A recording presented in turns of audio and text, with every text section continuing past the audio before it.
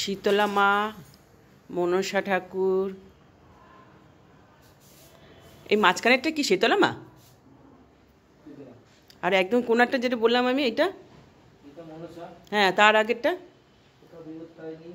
ও আচ্ছা আচ্ছা, এটা বিপত্তারিণী।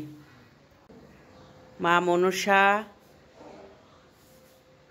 শীতলা মা, কালী মা, কালী মাতা, আর এটা শনিদেব না?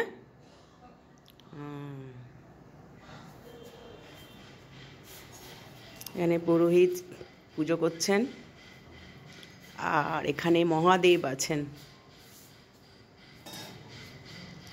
আর এখানে রাধা কৃষ্ণ।